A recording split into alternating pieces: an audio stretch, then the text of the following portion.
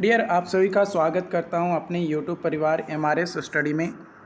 तो dear, human resource development and organisational behaviour, ये BTech 7 सेमेस्टर का बिहार इंजीनियरिंग यूनिवर्सिटी का सिलेबस में दिया गया है।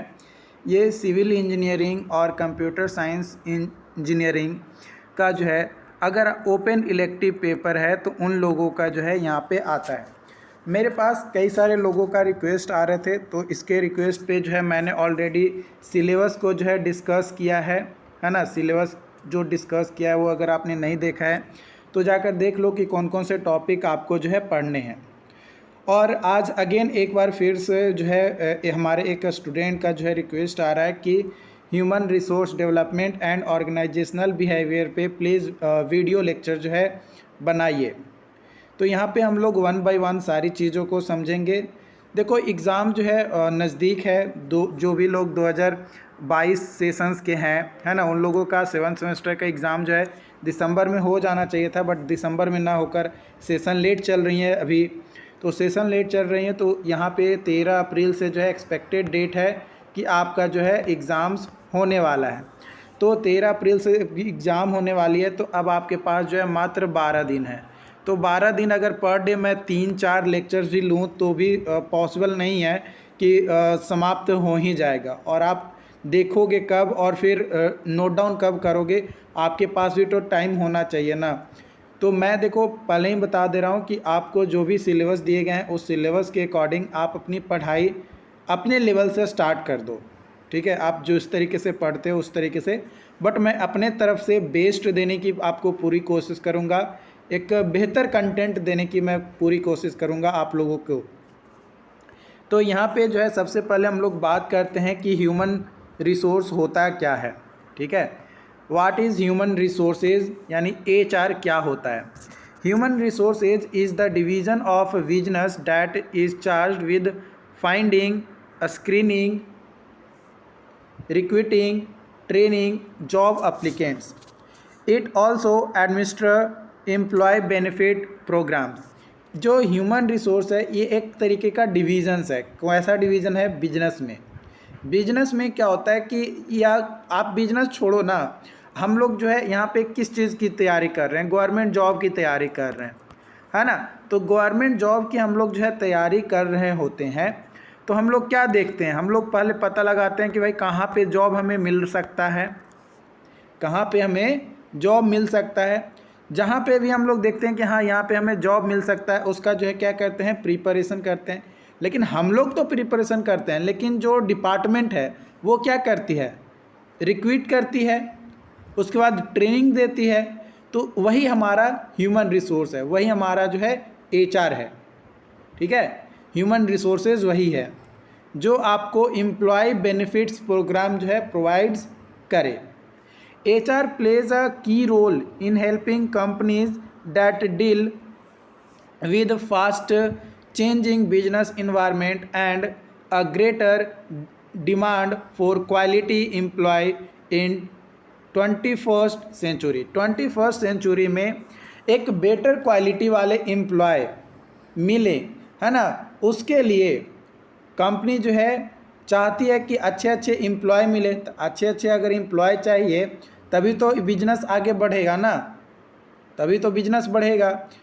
तो उस कंडीशन के लिए उसको फुलफिल करने में मदद कौन करता है? तो HR यानी ह्यूमन रिसोर्सेज मदद करती है। जॉन R कॉमन्स, जो कि अमेरिकन इंस्टीट्यूट इकोनॉमिक्स हैं, इन्होंने फर्स्टली इस टर्म को जो है लिया था, ह्यूमन रिसोर्सेज टर्म को बताया था। इन्होंने अपना बुक लिखा था distribution of wealth. Distribution of wealth, ये जो किताब था ये 1893 में पब्लिश की गई थी। It was not till the 20th century that HR departments have formally developed and tasked with addressing and misunderstanding between employee and their employers। Employees और एम्प्लॉयर्स के बीच में जो मिसअंडरस्टैंडिंग है उसको एड्रेस किए, और उसको कैसे डेवलप किया जा सकता है, जो मिसअंडरस्टैंडिंग है उसको कैसे हटाकर एक प्रॉपर अंडरस्टैंडिंग डेवलप किया जा सकता है, इस चीज़ के बारे में जो है इन्होंने जो है बताया। ठीक है, और बेहतर तरीके से समझाया कि भाई इस तरीके से आपको जो है करनी चाहिए। डिस्ट्रीब्यूशन ऑफ वेल्थ जो बुक था किनके द्वारा लिखा गया था, जॉन आर कॉमन्स के द्वारा। ठीक है, बात किया जाए अंडरस्टैंडिंग की ह्यूमन रिसोर्सेज का, तो ये जो ह्यूमन रिसोर्स डिपार्टमेंट है ये एक इसेंशियल कंपोनेंट है किसी भी बिजनेस के लिए, regardless of an organisation size, है ना। किसी भी ऑर्गेनाइजेशन का साइज क्या है, कितना बड़ा ऑर्गेनाइजेशन है, उससे कोई फ़र्क नहीं पड़ता है, बस उसमें आपका एक इसेंशियल कंपोनेंट होता है एचआर, है ना। कई बार आप सुनते हो कि एचआर मैनेजर है, मतलब ह्यूमन रिसोर्सेज को मैनेज कर रहा है। ह्यूमन रिसोर्सेज को मैनेज करने का मतलब क्या, कि कैसे राइट एम्प्लॉय को सर्च किया जाए, कैसे उसको स्क्रीन किया जाए, छांटा जाए, है ना, कैसे उसकी ट्रेनिंग दी जाए, इन सभी को जो है काम करता है किसी भी बिजनेस में एचआर मैनेजर। उसके बारे में वन बाय वन आगे हम आपको और भी बताएंगे। It is tasked with maximizing employ productivity and protecting the company from any issues that may arise within the workforce. जब वहाँ पे भी काम चल रहा है, वहाँ पे कोई अगर इशूज़ हो रहा है ना, या कि कैसे एम्प्लॉय को प्रोडक्टिव बनाया जाए, कैसे कंपनी को प्रोटेक्ट किया जाए, इसके लिए जो है एचआर काम करता है। HR responsibilities include compensation, benefits, recruitment, firing, keeping up to date with any law that affect the company और एम्प्लॉय। कंपनी और एम्प्लॉय को जो अफेक्ट करने वाली अपडेटेड जो कानून है उसको वो जानता है, अपने माइंड में रखता है। रिक्रूटमेंट कब निकालना है, कब किसको हटाना है ना, कितना किसको बेनिफिट देना है, कितना किसको सैलरी देना है, कब किसको कंपनसेशन देना है, ये सभी काम किसका रहता है, एचआर का काम रहता है। किसका काम रहता है, एचआर का काम जो है आपका रहता है। बात किया जाए एचआर मैनेजमेंट स्ट्रेटजी की, तो बिगिनिंग ऑफ 1980, जब 1980 जब स्टार्ट हुआ था, there was a push for a strategic initiatives with in HR department. HR department में कुछ पुश स्ट्रेटजी अपनाए गए थे। This movement was based on research related to impact of employee related issues on firm long term business success। Long term में अगर business में अच्छा पाना है, मतलब आपको एक कामयाब होना है, तो उस कंडीशन में आपको क्या करना होगा, रिसर्च करना होगा आपके कंपनी के ऊपर कि किस तरीके से जो है एम्प्लॉय को रिक्रूट करें। Collectively, these strategies are sometimes referred as human resource management. ये जो स्ट्रेटजी अपनाई गई थी ह्यूमन रिसोर्स मैनेजमेंट को, तो इसको ह्यूमन रिसोर्स मैनेजमेंट कहा जाता है। कई बार HRM शॉर्ट में इसको बोला जाता है। ये एक कॉम्प्रिहेंसिव अप्रोच होता है जिसमें एम्प्लॉय और ऑर्गेनाइजेशन के कल्चर और इन्वायरमेंट को मैनेज करने का काम करता है। It focuses on the recruitment, management and general directions people who work in, जो ऑर्गेनाइजेशन में काम कर रहे हैं उनको जनरल इंस्ट्रक्शन डायरेक्शंस क्या दिए जाएं ताकि वो अपना बेहतर काम कर सकें।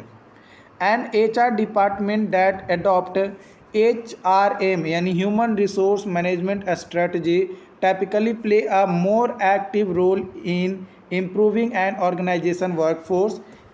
It may recommend processes, approach, business solutions to management, है ना। किस तरीके से बिजनेस को, अगर मान लो कि कोई सी तरीके का कोई प्रॉब्लम आ गया है ना बिजनेस के दौरान, तो उस प्रॉब्लम को कैसे हैंडल करना है ये भी हमें कैसे पता चलेगा, जब कई सारे एम्प्लॉय बेटर एम्प्लॉय रहेंगे तभी तो। यहाँ पे एक एग्जांपल की मदद से अगर बात किया जाए तो Google is an example of an organisation. Google को मान लो कि एक ऑर्गेनाइजेशन है। जैसे आप हमारी वीडियोज़ लेक्चर्स जो है देख रहे हो, ये जो वीडियोज़ लेक्चर है ये आप कहाँ पे देख रहे हो, ये हमारी वीडियोज़ लेक्चर आप जो है देख रहे हो यूट्यूब पे, है ना। आपको तो अच्छे से पता होगा क्योंकि आप लोग एक इंजीनियर हैं, तो आपको तो ये पता होना चाहिए यूट्यूब जो है किसका प्रोडक्ट है, गूगल का, है ना, गूगल का। तो ये एक ऑर्गेनाइजेशन है गूगल। गूगल के अंतर्गत आ रहा है YouTube, Google drive, Google map, इस तरीके से कई सारे हैं that has adopt a more active approach to employ relations through its HR department, अपने HR डिपार्टमेंट के थ्रू ही जो है ज़्यादा अप्रोच करता है और एम्प्लॉय को क्या करता है, लेता है। कई सारे लोगों का सपना रहता है, खासकर जो कंप्यूटर साइंस इंजीनियरिंग यानी CSE से क्षेत्र से आते हैं उन लोगों का, कि मुझे जो है गूगल में जो है काम करना है ना, मतलब एक ख्वाब रहता है। The company offers many employ perks, the company headquarters has a wide range of facility for employ including wellness centres, roller hockey rinks, horseshoe pits. For Google, happy employee are equivalent to productive employee. Google का ये मानना है कि भाई अगर employ खुश रहेगा तो भाई वो काम भी अच्छा से करेगा। ऑब्वियसली अगर एम्प्लॉय के माइंड में किसी तरीके का कोई फ्रस्ट्रेशन, कोई डाउट, कोई भी शक नहीं रहेगा तो वो अच्छे से काम करेगा और प्रोडक्टिव जो है काम करेगा।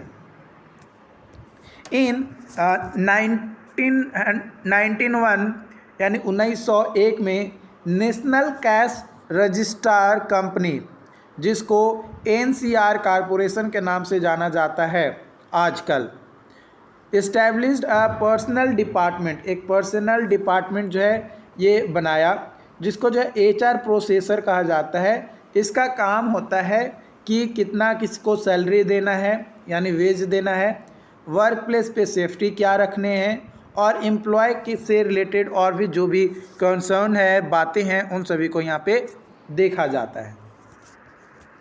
बात किया जाए स्पेशल कंसिडरेशन की, तो since the mid 20th century some companies has been outsourcing certain of the more traditional administrative transactional HR functions in an effort to free the department to recommend and implement more meaningful, valuable adding programs that impact the business in positive way. जो 20वीं सदी के मध्य में था, है ना, 20वीं सदी के मध्य में यानी 1950 के आसपास का जो एरा था उसकी बात किया जाए तो उसमें ट्रेडिशनल एडमिनिस्ट्रेटिव को जो है अप्रोच किया जाता था और उसके अनुसार ही जो है उसमें थोड़ी बहुत उसमें चेंजेस किए गए और उस टाइम जो है वैल्यूएबल एडिंग प्रोग्राम्स चलाए जाते थे, एक मीनिंगफुल इम्प्लीमेंट किए जाते थे, ताकि जो एम्प्लॉय है और जो बिजनेसेस की जा रही हैं उन बिजनेसेस में एक पॉजिटिव वे आए और बिजनेस जो है आसमान छू सके। Function that may outsourced in this process include payroll administration, employ benefits, recruitment, background checks, exit interview, risk management, dispute resolutions, safety inspections and office policies. तो ये सभी जो है इसके क्या हो गए, फंक्शन हो गए, ये सारे काम जो है ये करने लगा। The use of modern tools such as recruitment software, अब जो है आप देखे होंगे कि जो भी कंपनीज़ में वैकेंसीज आती है तो अब ऑनलाइन फॉर्म भरे जाते हैं, तो ऑनलाइन भरे जा रहे हैं कैसे, सॉफ्टवेयर की मदद से। Can help to improve the efficiency of HR department, जिसके कारण से HR डिपार्टमेंट का जो एफिशिएंसी है वो बढ़ गया, क्योंकि पहले क्या होते थे, पेन पेपर्स पे होते थे, यानी पेपर जो है सबमिट होते थे, उसको 1 बाय 1 चेक करना रहता था। अब क्या हो गया, अब सॉफ्टवेयर हो गए, सॉफ्टवेयर पे मान लो कि हमको जो है बीटेक कैंडिडेट को जो है चाहिए, अब बीटेक कैंडिडेट वैसे चाहिए जो 2022 में पास हुए हैं, तो क्या करेंगे, सॉफ्टवेयर पे जाएंगे, बीटेक लिखेंगे और ईयर लिख देंगे 2022, तो जो भी फॉर्म भरा होगा ऑनलाइन वो फॉर्म भरेगा ऑनलाइन, तो वहाँ पे डालेगा कि हाँ भाई हम बीटेक जो है 2022 में पास हुए हैं। तो बीटेक जब 2022 में हम पास हुए हैं तो उसी के बेसिस पे अब जितने भी लोग रहेंगे उसका एक लिस्ट आ जाएगा, तो इसको 1 बाय 1 पेपर जो है देखना नहीं पड़ेगा, एक ही बार सारी एंट्री आ जाएगी उसके और उसमें से उस सभी को मेल भी कर सकता है। तो इस तरीके से तो ये HR जो डिपार्टमेंट है उसको काम करने में क्या हो गया है, मदद मिल गया है इससे, ठीक है। in turn that can give more leeway to focus on adding ever greater value, है ना, अच्छा वैल्यू जो है मिल सके इसलिए। ओके, बात किया जाए रोल की, तो what are the role of human resource. तो human resource department focus on the recruiting and retaining of employ within a company. किसी भी कंपनी के अंदर कितना रिक्रूटमेंट करना है ना, और कौन रिटेन कर सकता है, कौन रह सकता है कंपनी में, ये एचआर का ही काम होता है।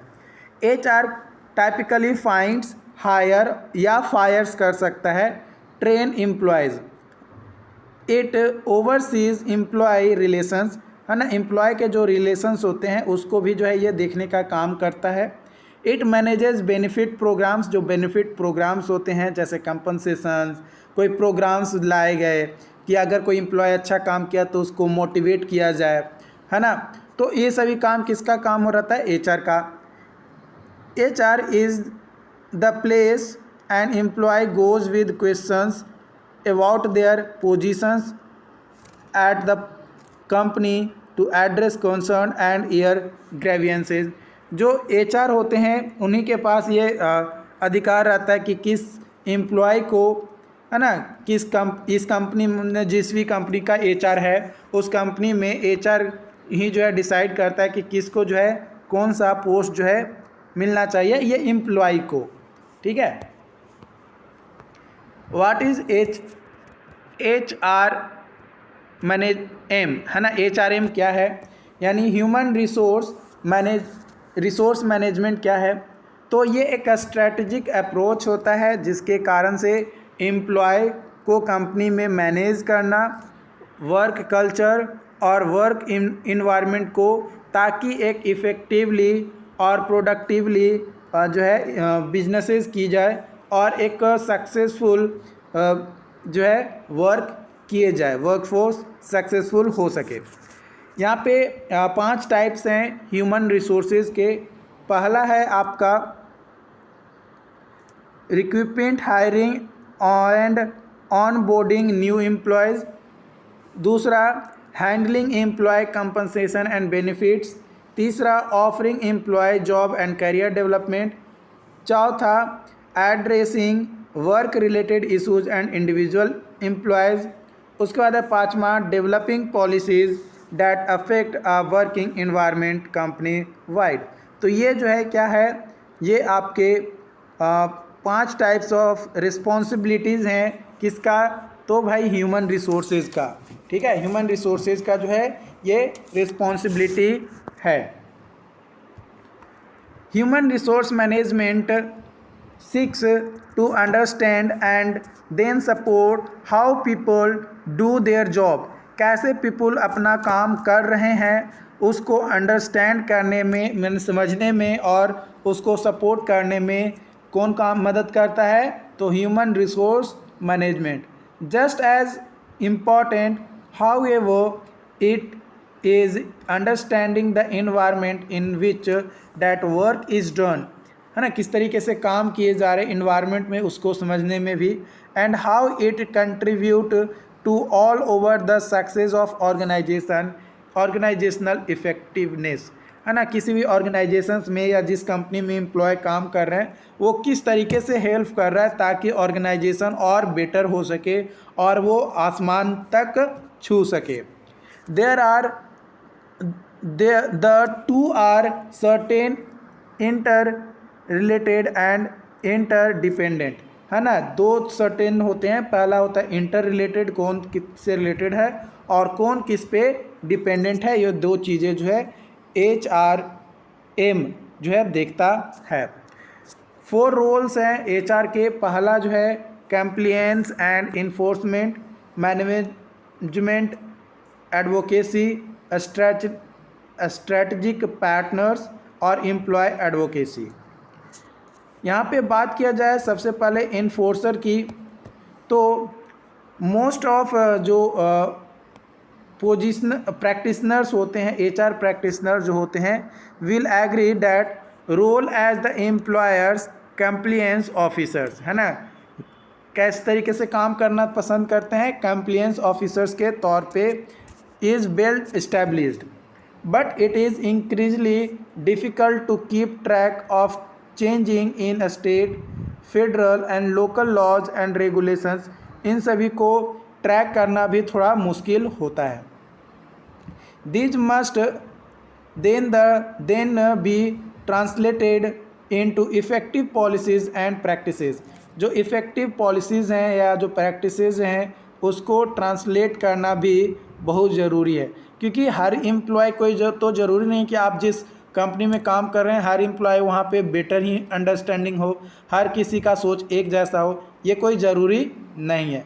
तो इसी को देखते हुए जो भी पॉलिसीज़ है और जो भी प्रैक्टिसेस हैं उसको ट्रांसलेट करके बताया जाता है. A greater emphasis is also placed today on taking preventive measures to forestall or at least mitigate the effective employee complaints of harassment, wrongful discharge, discriminations. ये सभी कारण जो है हमारे होते हैं, तो इन सभी को प्रॉपर तरीके से हैरेसमेंट हो जाए, रॉन्गफुल डिस्चार्ज हो जाए या डिस्क्रिमिनेशंस हो रहे हैं तो उनको पे कंट्रोल करने का काम किया जाता है. ओके. उसके बाद आता है management representative. Management representative this is the other traditional HRM role. Other HRM का जो है रोल है as part of management staff, है ना. मैनेजमेंट स्टाफ का पार्ट होना यानी उसके हिस्सेदारी होना. HR department is the point of interface between management policies and employees. Management policies और एम्प्लॉयज़ के बीच में आने वाले एक इंटरफेस है HR डिपार्टमेंट. ठीक. It charged with communicating and interpreting management dicta, है ना. जो भी कम्युनिकेशन हो रहा है या जो भी इंटरप्रिटेट हो रहे हैं मैनेजमेंट डाटा के, उसका चार्ज किसके साथ होता है? HR डिपार्टमेंट के पास. These responsibilities are also considered as extension of compliance and enforcement roles.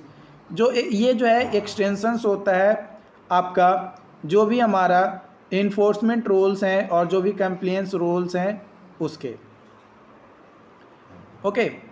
What is not communicated can seldom be enforced. जो कम्युनिकेट नहीं किए जा सकते हैं उसको इन्फोर्स्ड किया जाता है. Okay. The open book management movement जो है ये फर्दर ट्रेंड किए गए towards greater employ empowerment and is based on greater sharing of information. Information को अच्छे तरीके से शेयर करना. Much of which is coordinated through human resource procedures. Human resource procedure के थ्रू. इसके बाद है अगला आपका strategic partner. HR has begun stepping from its historical reactive function. जो हिस्ट्रीज में हो रहे थे उसको लेते हुए एक स्टेप बनाता है. Like a guy who follow the parade of elephants with a Sewell on his shoulder, a complaint in field create it to it. यहाँ पे सिर्फ में ये बोला जा रहा है स्ट्रैटेजिक पार्टनर का मतलब कि आप जहाँ जिस इन्वायरमेंट में काम कर रहे हैं, है ना. आप HR डिपार्टमेंट के अंदर तो काम कर ही रहे हैं. अब HR डिपार्टमेंट का काम होता है कि वो भाई जो पार्टनर है, मान लो कि एक व्यक्ति यहाँ पे राम है और एक व्यक्ति क्या है? श्याम है. अब राम और श्याम की जो है दोस्ती बन नहीं रही है. राम और श्याम की दोस्ती नहीं बन रही है तो दोनों को ऐसा ऐसा डिपार्टमेंट दिया जाएगा जहाँ पे वो दोनों अलग अलग काम करेंगे. या हो सकता है कि राम और श्याम दोनों का स्किल अलग अलग हो इसलिए दोनों साथ में काम नहीं कर पा रहे. तो कई सारे रीज़न जो है आपके हो सकते हैं. तो वही आपका है एम्प्लॉय एडवोकेट. मान लो कि कोई लड़ाई झगड़ा हो जाता है, ठीक है. तो अगर लड़ाई झगड़ा हो रहा है तो उसको मैनेज करेगा कौन मैनेज करेगा? HR डिपार्टमेंट ही मैनेज करेगा ना. तो उसके लिए जो है एडवोकेट का भी होना ज़रूरी है ताकि वो प्रॉपर लॉ के बारे में क्या कर सके, बता सकें। मतलब एडवोकेट का मतलब ये नहीं है कि उसको अलग से एडवोकेट, कई बार क्या होता है जो एचआर मैनेजर्स होते हैं वो खुद नियम कानून को, मतलब अपनी कंपनी के अंदर लगने वाले नियम कानून को वो खुद जो है देखते हैं। कई बार एडवोकेट भी अलग से रखते हैं कि भाई ये एम्प्लॉय बहुत ज़्यादा अनैति कर चुका है, इसको अब हटाओ, भगाओ यहाँ से। तो इन पॉइंट्स को जो है आपको ध्यान रखना है। Okay, top 5 problems HR faces during कोविड-19। जो कोविड-19 आया था उस दौरान हमारे इंडिया में, है ना, हमारे इंडिया में जो है 5 वैसे प्रॉब्लम्स है जो एचआर यानी ह्यूमन रिसोर्स डिपार्टमेंट जो है वो फेस किया था। ठीक है, इंडिया में कौन कौन है भाई वो? तो पहला है managing personal health and well being as well as employ, है ना। एम्प्लॉय और उसका जो पर्सनल हेल्थ है उसको मैनेज करना एक बहुत ज़्यादा डिफ़िकल्ट हो गया था कोविड-19 के दौरान। इसके बाद है रैपिड चेंजिंग इन पॉलिसीज़। हर महीने या हो हर वीक, हर 15 दिन पर जो है क्या हो रहे थे, पॉलिसीज़ जो है चेंज हो रहे थे। क्यों चेंज हो रहे थे? क्योंकि ऊपर से गवर्नमेंट का ही इंस्ट्रक्शन आ जा रहा था कि भाई आप इस तरीके से काम करिए, आप इस तरीके से काम करवाइए। तो उसको देखते हुए, उसके अलावा लैक ऑफ एगिलिटी की कमी होना, है ना, या जो भी स्ट्रगल्स हैं वो बहुत ज़्यादा होने लगा था, है ना। मोस्ट स्ट्रगल होने लगे थे क्योंकि हर कोई जो है अपने उस प्रोफेशंस को, भाई जिंदा भी रहना तो ज़रूरी है ना। ऐसा तो नहीं है कि पैसा के चलते आप जान दो देंगे, नहीं ना। ऐसा तो नहीं है कि कोविड में आप जॉब कर रहे होगे तो बहुत ज़्यादा पैसा मिल रहा होगा, लेकिन बहुत सारे वैसे डिपार्टमेंट थे जिसमें काम करना बहुत ज़रूरी था तो किया जा रहा था, तो उनको एक्स्ट्रा पैसा भी कई बार जो है दिए जा रहे थे, बट फिर भी स्ट्रगल जो है बहुत ज़्यादा था। उसके बाद uncertainty and employ engagement. Employ का इंगेजमेंट जो है प्रॉपर नहीं था, है ना। इसमें भी एचआर का जो है बहुत ज़्यादा, एचआर जो मैनेजर्स होते थे उनको जो है बहुत ज़्यादा डिफ़िकल्ट या प्रॉब्लम होता था। उसके बाद है कम्युनिकेशंस की बात किया जाए तो बातचीत में भी बहुत ज़्यादा होता था। One of the most important things that company needs and can not do without communication. More over during a pandemic when everyone is lockdown, है ना। लॉकडाउन में जब घर पे था, वर्क फ्रॉम होम था, तो उस कंडीशन में communication becomes company number 1 need a problem. मतलब हर एम्प्लॉय के साथ बात करना एक मतलब ओवरबर्डन नहीं था ना। मान लो कि अगर किसी कंपनी में जो है 1000 लोग जो है काम कर रहे हैं, अब हज़ारों लोग के साथ आप ऑनलाइन बात कर रहे हो, या एक बार में 10 लोगों के साथ भी बात कर रहे हो, या 100 लोगों के साथ बात कर रहे हो, तो बाकी 900 तो आपके भाई चले जा रहे हैं ना, वो उनके साथ तो आपका बातचीत नहीं हो रहा है कि वो क्या कर रहे हैं, कैसे कर रहे हैं। तो ये कम्युनिकेशन भी जो है एक मेजर प्रॉब्लम जो है क्रिएट हुआ था। किसके लिए? तो जो एचआर मैनेजर्स थे या जो एचआर थे उनके लिए। ओके, यहाँ पे 7 बेसिक्स एचआर्स हैं। यहाँ पे बात किया जाए तो कॉर्न स्टोन्स हैं जो कि कंसिडर किया जाता है एचआर मैनेजर के बेसिक कुछ एलिमेंट्स कह सकते हो या इफ़ेक्टिव पॉलिसीज़ कह सकते हो। इसमें सबसे पहला है आपका recruitment and selections, performance management, learning and development, succession planning. उसके बाद है आपका compensation and benefits, human resource information system और एचआर डाटा एंड एनालिटिक्स। तो ये थे। आई होप कि आज का जो सेशंस था ये आपको जो है समझ में आया हो। ठीक है, अगर वीडियो अच्छी लगी हो तो लाइक ज़रूर करें। अगर कोई भी वैल्यूएबल चीज़ें मैं आपकी ज़िंदगी में, आपके इस सफ़र में कुछ भी वैल्यूएबल मैं ऐड कर पाया होंगे तो प्लीज़ आप लाइक ज़रूर करें और अपने दोस्तों के साथ जो है शेयर ज़रूर करें ताकि आपके दोस्त भी जो है इस वीडियोस को देख सके।